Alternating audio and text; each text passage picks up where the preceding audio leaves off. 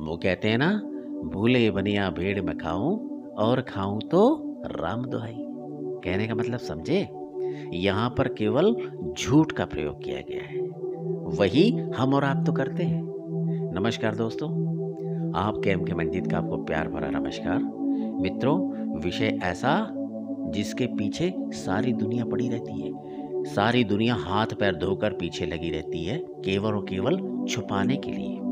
लेकिन उसके पहले मेरा स्लोगन है ना कि अगर आप जीवन की सत्यता के सत्य के भार को देखना सुनना पसंद नहीं करते तो ये वीडियो आपके लिए तो कतई नहीं है। ऐसा कौन सा विषय, ऐसा कौन सी बात जिसके पीछे आप और मैं हाथ धोकर पीछे लगे रहते हैं, केवल और केवल छुपाने के लिए। मैं बात कर रहा हूं झूठ की। लेकिन मैं इसके विपरीत अपना टॉपिक लेके जाता हूं। आज का मेरा विषय है, सच तो सच ही होता है। कुछ भी कह लो, कुछ भी कर लो, सत्य केवल सत्य ही होता है। दोस्तों, अकस्मात कभी कभी हमारे जीवन में ऐसे वक्त, ऐसा पल आता है जहां पर अचानक आपको बुला लिया जाता है। काहे के लिए?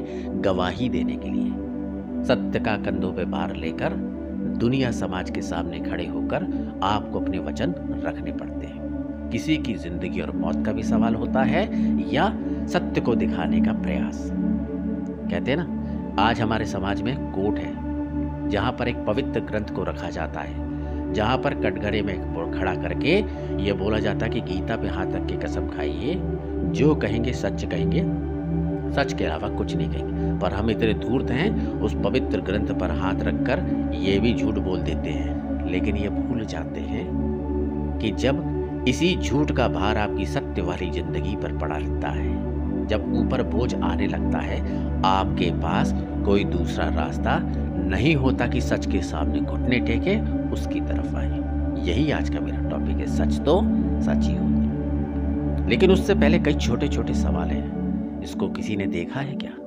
इसको लाया कौन? इससे मिला कौन? इसकी परिमाणिकता क्या होती है? चलो, हमने मान भी लिया, अब सबको पता है, आपको पता है, मुझे पता है, सच तो सच ही होता है।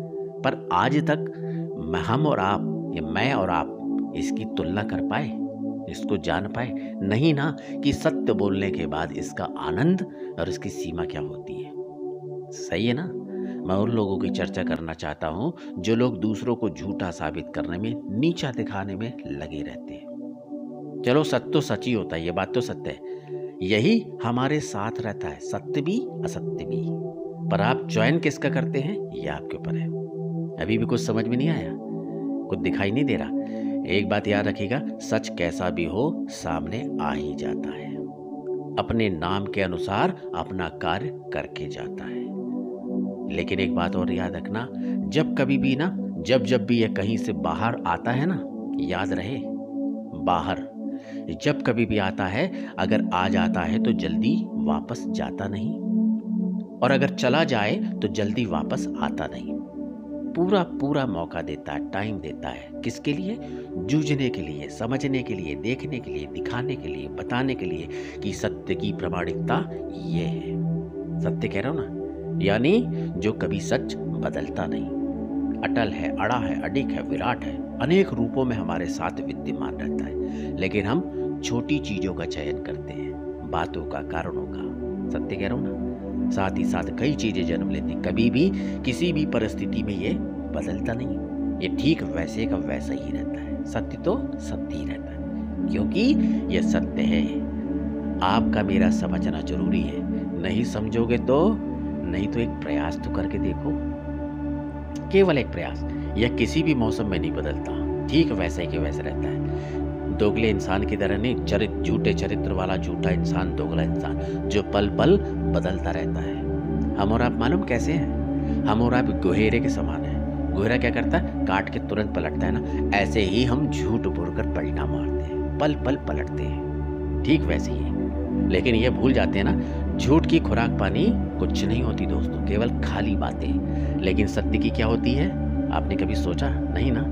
असत्यवादी सत्य के हम पूछने का प्रयास करते हैं, हम असत्यवादी। इसलिए हमारे सामने कोई चीज नहीं रुक पाती, या हम किसी के सामने रुकते। लेकिन अगर सत्य की बात करूं तो मैं, ये सत्य वचन खाता है, सत्य चरित्र को खाता है, सत्य मार्ग को खाता है, सत्य दर्शन को खाता है, नेकी को खाता है, दया खाता है, परोपकार खाता है, धर्म, दृढ़ता, अखंडता को खाता है। और क्या क्या मैं बोलूं, यह इतना साहसिक और मजबूत तभी बनता है निर्भीक निर्भीक होकर विराट रूप में आपके सामने आके खड़ा होता है।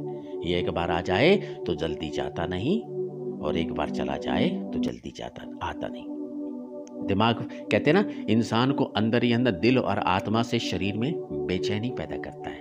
किसी का दिमाग फटने लगता है, किसी के मुंह में आंखें फोड़ देता है, किसी का दिल फाड़ देता है। लेकिन सत्य बाहर निकलने का ये प्रयास अपने रास्ते ढूंढ ही लेता है, बेचैन करता है आत्मा को, छटपटाहट देता है। जो रोजमर्रा की जिंदगी में जो हम और आप अन्न खाते हैं, ऐसे ही झूठ को हम खाने का प्रयास करते हैं। लेकिन याद रहे, जब कभी भी ओवरडोज कोई चीज खाओगे, अपच, बेचैनी होगी, ठीक सत्य वचन की तरह। जैसे सत्य, जब आप किसी चीज को दबा के रखते हो ना, बेचैन रहते हो, पागल रहते हो, भटकते रहते हो, लेकिन वक्त आने पर निकलता है। उम्मीद नहीं, विश्वास करता हूँ कि आप मेरी बात को समझ गए होंगे।